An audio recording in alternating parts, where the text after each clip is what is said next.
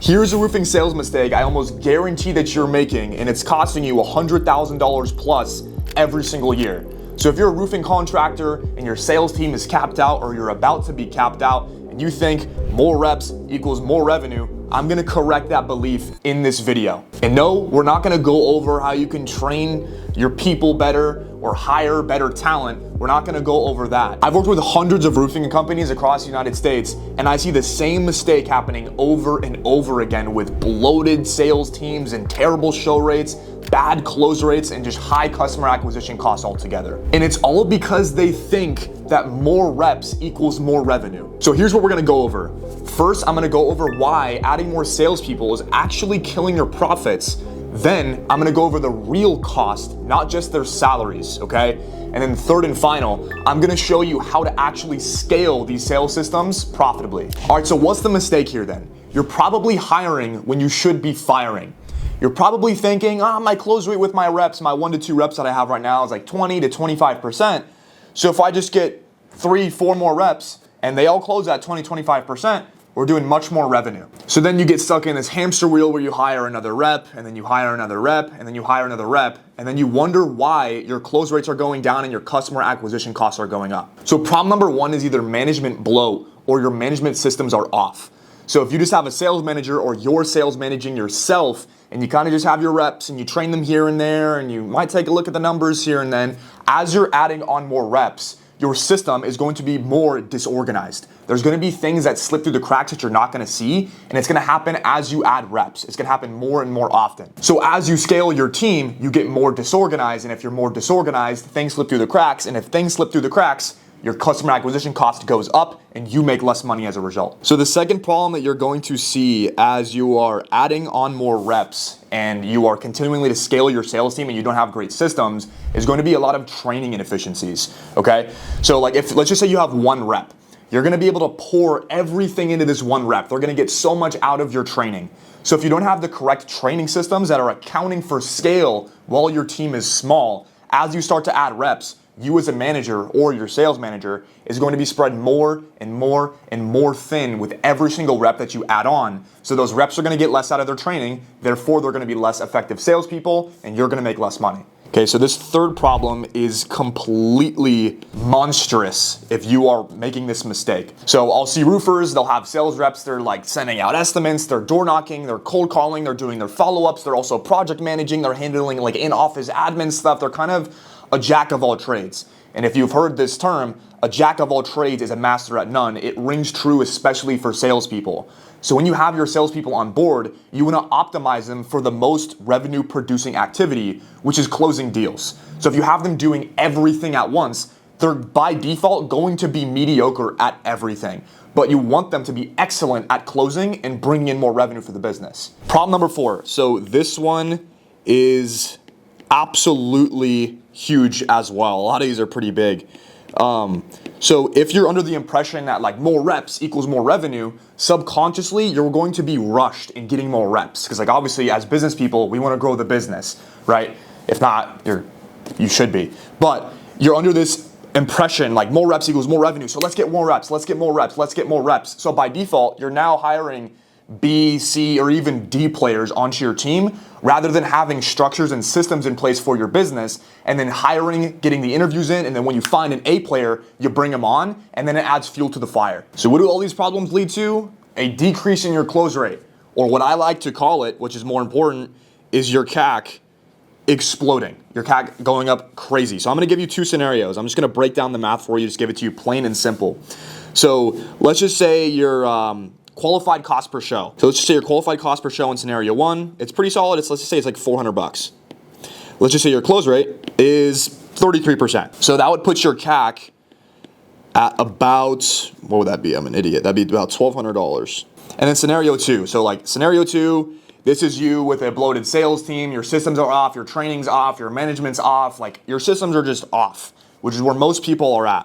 So because of that, your qualified show cost will get higher. Even, let's just say marketing is exactly the same, but like the systems after the fact are a lot less dialed in.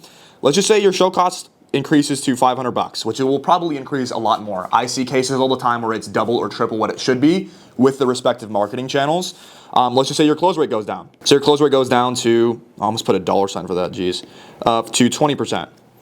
So that puts your CAC at $2,500.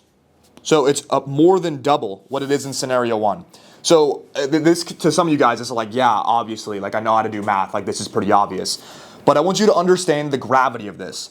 This means with undialed systems that you have or may have, and then you having dialed in systems like with your training and you hiring your reps and you clearing the mindset out that you, like more reps equals more revenue, you can spend the same amount of money that you're already making, but make double the revenue and even more profit. That could be the difference, depending on your situation, between you staring down the barrel of bankruptcy and you killing it.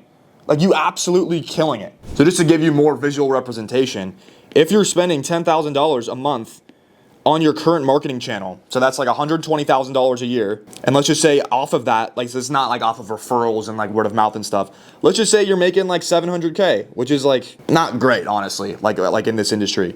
You can turn that same $120,000 into 1.5 million off of that marketing channel. How much more profit does that open up for you? So what's the solution to all this? So it's stop optimizing for your headcount in your sales team and optimize for your talent. So that's the first one. Talent. The first step to getting better talent is having that mental framework of more reps equals more revenue out of your head. Understand that more quality equals better systems equals more revenue. So start while you're small, because I promise you when you have a small sales team, it's a lot easier to change things around than if you had a huge headcount. So first thing to get better talent is to get that out of your head. So my suggestion to you is if you currently have a team full of B and C players, trim the fat. You're going to take a short-term hit in revenue, especially if you're door knocking, because these people are your foot soldiers. But I promise you in the long run, it is going to help you so much more. And just it's gonna increase your quality of life too, because you're gonna have way less idiots running around that you have to keep track of. So if you have fat on your team, downsize it and only accept A players. Be patient in the hiring process. I promise you, it's gonna cost you way more money if you just rush and bring on a B player or a C player. Just wait and wait for the right people. So step 2 is focus. There are 2 resources that you need to protect with your life, with your sales team. That is their time and that is their energy. So if you're wasting their time and energy doing like project management and they're door knocking and they're like self-setting their own appointments and they're doing office admin work and replying to emails and doing their follow-up, if you give them this long drawn out laundry list of things that they have to do in their role, they are wasting their energy on activities that are not revenue producing activities. So when you build your sales system, everything needs to be optimized. How do I keep these guys in meetings for the entire day? How can I get them to only focus everything, pinpoint laser focus on closing? Step number 3, the most important. So how do you have the support system around your salespeople to make sure that they are optimized for only closing? So the first thing is you need to have a marketing system, which we can help you with, link in the description if you're curious. But if they're out door knocking all day, your salespeople are your marketing guys and they're your sales guys, okay? So we wanna take that responsibility away from them so they only focus on sales. So you need to have a marketing system. There needs to be consistency with leads. There needs to be consistency with appointments. Another thing that I would do, so I'm gonna do like little subsections here. So marketing, the second thing, setters. So setters are absolutely massive. So when you remember, I say there's 2 pieces of resources that closers have is time and energy, just like everybody else. Setters are the most valuable tool that you can have to protect the time and energy of your closers. So for example, let's just say you're marketing and you're booking up their calendars full of appointments.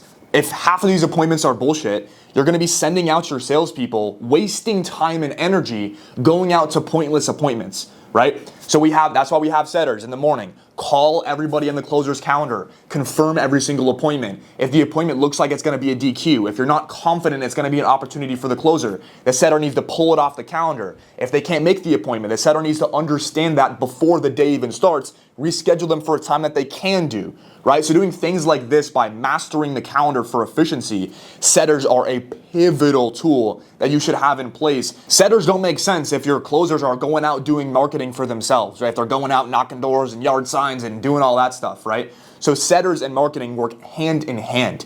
So in a perfect world, if you execute this correctly, which I see, a lot of roofers that come to our system, we help them with this, where their closers, they have a packed calendar full of inspections, and these inspections are solid. They're confident that these people are going to be opportunities. So their setters, or their closers, are going to go out to these appointments and they're going to close deals. They're focused. They're just hunting for deals. They're not doing all this dumb bullshit that you have them doing in the office and all these other extra responsibilities. Step number 4. So having a good training system, okay? So here is my framework for having really good training for your salespeople. The first thing is having effective meetings. So if you guys have like daily morning huddles, which is what like we do for our team and what a lot of our clients do, there needs to be structure. So here's what I mean by this. So every day there's a different objective for our morning huddle. So Monday, we're going over data for previous week. We're setting goals for this upcoming week. Tuesday, Wednesday, Thursday, we use those days for call recording. So we're going to go over meetings and we're going to do trainings on those huddles in the morning. Okay, and then Friday we're we're seated, we hit our goals for this week, we're going over wins for the week, what we need to do better, kind of just like a week recap. So having structured meeting setup, and you don't need to copy me, but having a structured setup means you're going to be very effective. And the more salespeople you have on the team, the more effective you need to be, so more of your team members can take more out of the time that you have with them. Have one-on-ones whenever you can with them, so set up one-on-one times. If you get to the point where you can't do one-on-ones with your team, maybe consider bringing on another sales trainer that's just dedicated and helping to train. And a huge thing that we're utilizing a lot right now is having AI, and we can go over this like in another video. I'm not going to go in depth now. We don't have time for that today. Where you can pretty much have the meetings of your sales reps transcribed, put through an AI, where the AI is going to do pretty much an analysis of that meeting. So it's very quick feedback that your reps can get. Right? So having a training system that is set up for scale, even if you don't have that many reps now, is crucial, because as more reps start to pour into the bucket, as more A players start to come in, if you have good training systems, it's like a force multiplier on your talent. You're going to get so much more out of your people if you know how to train them correctly. So if you're able to execute on these things and do them well, do them correctly, like you guys will have a situation like this. Or like you're no longer getting $700,000 for the money that you're putting into your marketing, for this specific scenario. You can double your revenue that you're getting from your marketing. You make tons more profit. You're set up for scale, okay? So hopefully this helps you guys out. If it does, there's other videos that we have. Talk to you guys in the next one.